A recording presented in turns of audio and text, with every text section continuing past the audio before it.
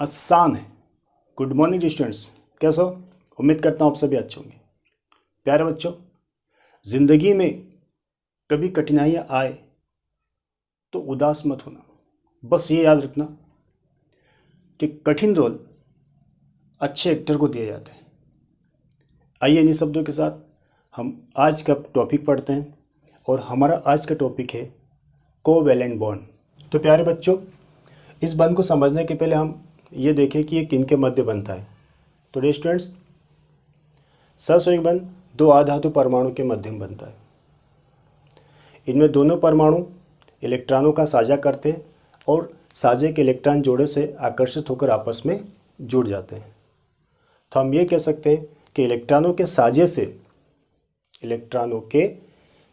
से जो बंध बनता है उसे हम सहसंयोजक बंध या कोवैलेंट बॉन्ड कहते हैं। बात समझ आ रही? डियर स्टूडेंट, हम इस सहसंयोजक बंध को एग्जाम्पल के माध्यम से समझने की कोशिश करेंगे। तो F2 अणु का निर्माण हम बनाएंगे या इसको हम समझने की कोशिश करते हैं कि कैसे होता है। तो प्यारे बच्चों, हम जानते हैं कि फ्लोरीन जो एटम होता है, फ्लोरीन परमाणु जो होता है, इसके आउटर मोस्ट सेल में या इसका हम इलेक्ट्रॉनिक विन्यास देखें तो होता है 2 and 7 होता है। ठीक है। दूसरा फ्लोरीन परमाणु की बात करें तो इसका भी इलेक्ट्रॉनिक कॉन्फ़िगरेशन क्या होता है, 2 7 होता है। ठीक। तो ये आउटर मोस्ट सेल मीन्स बाह्यतम कोश में कितने कितने इलेक्ट्रॉन है, 7 इलेक्ट्रॉन होते हैं।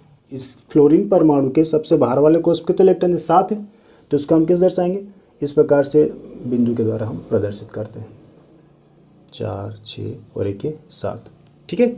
इसकी बात करें तो यहाँ पर भी कितने इलेक्ट्रॉन है, 7 है, 3 2 5 और 2 7। ओके। ये क्या है, फ्लोरीन आउटर मोस्ट सेल में 7 इलेक्ट्रॉन है, इसके भी आउटर मोस्ट सेल में कितने इलेक्ट्रॉन है, 7 इलेक्ट्रॉन है। अब हर एक एलिमेंट की टेंडेंसी क्या होती है कि आपने आउटर मोस्ट सेल में कितने इलेक्ट्रॉन कर ले, 8 इलेक्ट्रॉन कर ले, मतलब इलेक्ट्रॉनों का अष्टक पूर्ण कर ले। तो इसके लिए क्या करते हैं, हमने 3 बातें पढ़ी, या तो इलेक्ट्रॉन देगा या लेगा या फिर साझा करेगा। तो यहाँ पर यह संभव तो है नहीं कि एक इलेक्ट्रॉन इसको दे दें। यदि ये फ्लोरीन एक इलेक्ट्रॉन इसको दे दें, इसके 8 हो जाएंगे, लेकिन इसके पास तो 6 बचेंगे। ठीक है। या फिर ये फ्लोरीन इसको एक इलेक्ट्रॉन दे तो इसके पास 8 हो जाएंगे और इसके पास 6 बचेंगे। तो फिर क्या करेंगे, तो ये क्या करेंगे कि एक एक इलेक्ट्रॉनों का आपस में साझा कर लेंगे। और जब साझा करेंगे तो इन दोनों इलेक्ट्रॉनों पर इन दोनों का समान रूप से अधिकार होगा। तो जब हम अष्टक के रूप में इलेक्ट्रॉनों को गिनेंगे तो इन दो इलेक्ट्रॉनों को इन दोनों के साथ हम गिनेंगे। तो देखिए कैसे, तो ये जब संयोग करेंगे, क्रिया करेंगे, तो यहाँ पर स्टूडेंट्स हमारे पास में ऐसी पोजीशन आएगी। हम इस प्रकार दिखा दें इसको, F कितने इलेक्ट्रॉन साझा होंगे, एक इसका और एक इसका, ये 2 इलेक्ट्रॉन। ठीक है। अब यहाँ पर हमारे पास में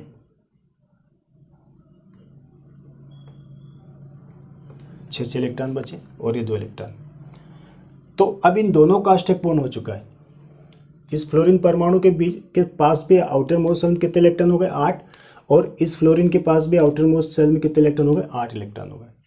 कहने का तात्पर्य कि ये 2 इलेक्ट्रॉन है, ये 2 इलेक्ट्रॉन इस फ्लोरीन के साथ भी गिने जाएंगे और इस फ्लोरीन के साथ भी गिने जाएंगे।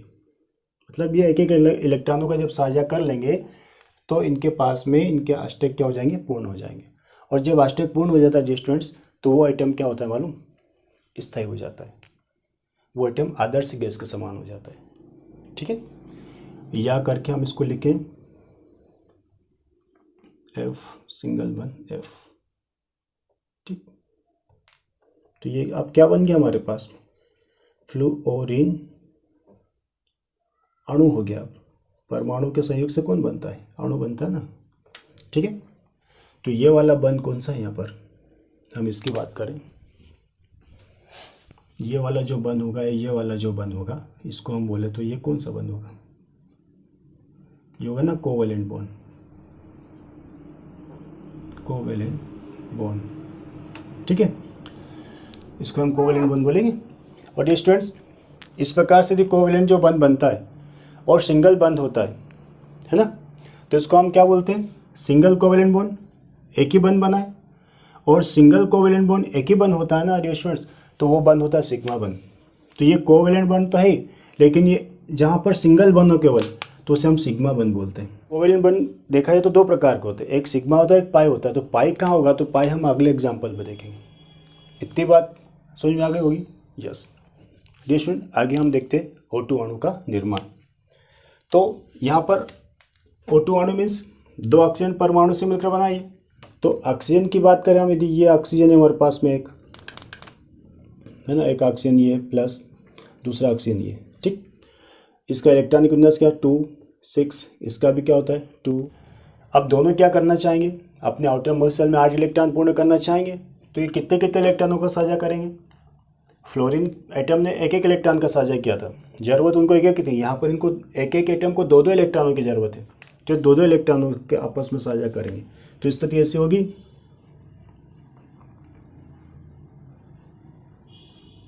ये 2 इलेक्ट्रॉन और ये 2 इलेक्ट्रॉन, ठीक है, इस प्रकार से।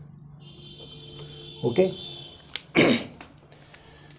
या करके हम क्या लिख दें इसको, इस प्रकार से हो जाएगा ऑक्सीजन डबल बन ऑक्सीजन।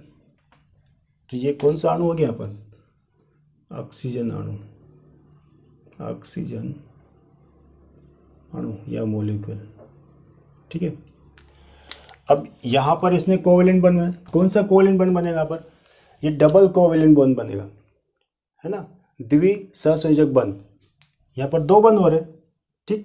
अब यहाँ पर जब ये 2 बंध बनते हैं स्टूडेंट्स, तो एक बात ध्यान रखना कि यदि सिंगल बंध होता है तो हमेशा सिग्मा बंध होगा, सिंगल बंध होगा वो हमेशा सिग्मा बंध होगा। और ये डबल बंध होता है ना, तो वहाँ पर एक तो होगा सिग्मा बंध, कोई सा भी सिग्मा बता दीजिए आप इसमें, एक होगा सिग्मा बंध और एक को हम बोलेंगे पाई बंध। क्या बोलेंगे, एक होगा सिग्मा बंध और एक होगा पाई बंध, क्योंकि बंध 2 प्रकार के होते हैं, सिग्मा और पाई बंध, ठीक। तो डबल बंध में एक सिग्मा और एक पाई बंध होगा, ठीक। लेकिन ये दोनों है क्या, ये दोनों ही कोवेलेंट बॉन्ड है। क्या है, दोनों ही कोवेलेंट बॉन्ड है। समझ में आया। इस प्रकार से हम ऑक्सीजन अणु का निर्माण भी बता सकते हैं, राइट। अब हम ट्रिपल कोवेलेंट बॉन्ड की बात देखें, आइए देखते हैं। तो नाइट्रोजन जो परमाणु होता है हमारे पास में, इसका इलेक्ट्रॉनिक कॉन्फ़िगरेशन 2,5 होता है ना। दूसरे नाइट्रोजन एटम की बात करें, इसका भी इलेक्ट्रॉनिक कॉन्फ़िगरेशन कितना 2,5 होता है। तो यहाँ पर यदि हम इसका लुईस डाइट स्ट्रक्चर देखें, तो यहाँ पर यदि हम इसके लुईस संकेत के रूप में इसके आउटर मोस्ट शेल को इलेक्ट्रॉनों को दिखाएं, तो इस प्रकार से दिखाएंगे, ठीक है। ये होगा नाइट्रोजन परमाणु। अब ये आपस में क्या करेंगे, इलेक्ट्रॉनों का साझा करेंगे। कितने कितने इलेक्ट्रॉनों का साझा करेंगे, क्योंकि इसके पास आउटर मोस्ट में 5 इलेक्ट्रॉन, इसके पास 5 है, इनको दोनों को 3-3 इलेक्ट्रॉन चाहिए। तो क्या करेंगे, 3-3 इलेक्ट्रॉनों का साझा कर लेंगे। तो ये 3-3 का इलेक्ट्रॉनों का साझा करेंगे, तो यहाँ कितने हो जाएंगे 6 इलेक्ट्रॉन, और इनके पास यहाँ कितने बचेंगे 2 इलेक्ट्रॉन, ठीक। तो ये जो 6 इलेक्ट्रॉन है, इन 6 इलेक्ट्रॉनों पर इन दोनों नाइट्रोजन परमाणु का बराबर अधिकार होगा। अगर ये अष्टक के रूप में इनको गिनेंगे तो ये 6 इलेक्ट्रॉन इसके साथ भी गिने जाएंगे और इसके साथ भी गिने जाएंगे। तो 6 और 2 8 इसका भी अष्टक पूर्ण, 6 और 2 8 इसका भी अष्टक पूर्ण, ठीक है। या करके हम क्या लिख सकते हैं इसको, नाइट्रोजन के साथ में कितने बंध हो गए, ट्रिपल बंध। लेकिन नाइट्रोजन कितने बंध बना सकता है, ट्रिपल बंध बनाता है। या तो एक साथ हो सकता है या फिर अलग अलग हो सकता है, ठीक है। अब स्टूडेंट्स हमें यह देखना है कि जब ट्रिपल कोवेलेंट बंध बनता है तो वहाँ पर कितने सिग्मा और कितने पाई। तो आपको इसमें कन्फ्यूज नहीं होना है। आपको क्या करना है कि एक बंध होगा तो वो ऑलवेज क्या होना चाहिए, सिग्मा होगा। उसके बाद जितने भी बंध बनते हैं वो सारे के सारे पाई बंध होंगे, ठीक है। तो ये तो सारे, इसको तो हमने कोवेलेंट बंध बोला है ना। ये यहाँ कौन सा बंध बना रहे हैं, कोवेलेंट बॉन्ड, ठीक है। लेकिन इस कोवेलेंट बॉन्ड में ये वही बंध है, यहाँ 3 बंध एक साथ आ गए कोवेलेंट। तो यहाँ पर इन सब में यदि हम देखें तो यहाँ होगा एक सिग्मा बंध और 2 पाई बंध, ठीक है। एक सिग्मा बंध और 2 पाई बंध। तो ट्रिपल बंध वाली स्थिति आए तो आपको याद रखना है, एक सिग्मा 2 पाई होंगे। डबल बंध हो तो एक सिग्मा 1 पाई होगा, और सिंगल बंध हो तो ऑलवेज भी एक सिग्मा बंध ही होगा, okay. Dear students, covalent compound की बात करेंगे हम। तो कोवैलेंट कंपाउंड होते क्या है?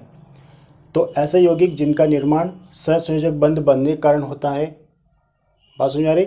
ऐसे यौगिक जिनका निर्माण सहसंयोजक बंध बनने के कारण होता है तो उन्हें हम कहते हैं सहसंयोजक यौगिक या कोवैलेंट कंपाउंड कहते हैं। एग्जाम्पल के लिए यहाँ देखें, इसमें आप क्या लिखोगे? ऐसे यौगिक जिनका निर्माण सहसंयोजक बंध बनने के कारण होता है तो उन्हें हम बोलते हैं सहसंयोजक यौगिक कहते हैं। एग्जाम्पल में आप इनको दे दीजिएगा, ठीक है। आइए हम देखते हैं कोवैलेंट कंपाउंड की प्रॉपर्टीज़ क्या होती हैं। तो ये जो कंपाउंड्स होते हैं ये ठोस, द्रव, गैस तीनों अवस्था में पाए जाते हैं, ठीक। दूसरी बात यदि हम बात करें इसकी, दूसरी प्रॉपर्टीज़ होती है तो हम ये कह सकते हैं कि ये जो आयनिक कंपाउंड्स जो हमने पढ़ा था वो जल में घुलनशील थे लेकिन कार्बनिक विलायकों में अघुलनशील थे। लेकिन ये जो यौगिक होते हैं ये वाटर में अघुलनशील होते हैं, घुलनशील, ठीक है। लेकिन कार्बनिक विलायकों में घुलनशील होते हैं, ठीक है। तो ये वाला जो हम डिफरेंट वाली बात कर रहे हैं यहाँ पर, तो आपको याद रखना है कि ये पानी में ये नहीं घुलते हैं। लेकिन कार्बनिक विलायकों जैसे बेंजीन, ईथर आदि में ये कंपाउंड्स क्या होते हैं?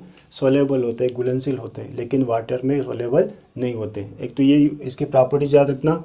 और तीसरी प्रॉपर्टीज होती है स्टूडेंट्स, इनके बॉइलिंग पॉइंट तथा मेल्टिंग पॉइंट लो होते, निम्न होते हैं। क्या होते हैं? निम्न होते हैं। चौथी बात करें स्टूडेंट्स, ये विद्युत के कुचालक होते हैं। उसके बाद में पांचवा यदि हम पॉइंट देखें तो ये आइसोमेरिज्म प्रदर्शित करते हैं। आइसोमेरिज्म मीन्स समवायिता। उसके बाद में 6 पॉइंट की यदि हम बात करें तो इन यौगिकों की, सहसंयोजक यौगिकों की जो रासायनिक अभिक्रिया होती है ना वो धीमी होती है। तो इस प्रकार से हम इनकी प्रॉपर्टीज़ को भी लर्न कर सकते हैं। पहली प्रॉपर्टीज़ क्या थी? ये तीनों अवस्था में पाए जाते हैं। वाटर में अघुलनशील लेकिन कार्बनिक विलायकों में घुलनशील होते हैं, जैसे ईथर या बेंजीन हो गया। इनके बॉइलिंग पॉइंट और मेल्टिंग पॉइंट निम्न होते हैं। ये उस विद्युत के कुचालक होते हैं। ये आइसोमेरिज्म दर्शाते हैं और इनकी रासायनिक अभिक्रिया धीमी गति से होती है। ओके, तो स्टूडेंट्स अगला बिंदु हमारा सहसंयोजकता, ठीक है। तो ये क्या होती है? तो सिंपल है कि सहसंयोजक बंध बनाने के लिए किसी तत्व के परमाणु द्वारा साझे के लिए दिए गए इलेक्ट्रॉनों की संख्या को उस तत्व की क्या बोलते हैं? कोवैलेंसी या सहसंयोजकता कहते हैं। सपोज दैट हम H2O की बात करें, HCl की बात करें, तो ये H2O का जो निर्माण होता है, H2O में हम कोवैलेंसी देखें, H2O में हाइड्रोजन की और ऑक्सीजन की कोवैलेंसी की बात करेंगे। तो स्टूडेंट्स हाइड्रोजन के एटम 2 है, ऑक्सीजन का एटम 1 है ना। तो इसका निर्माण इस प्रकार से संभव होता है।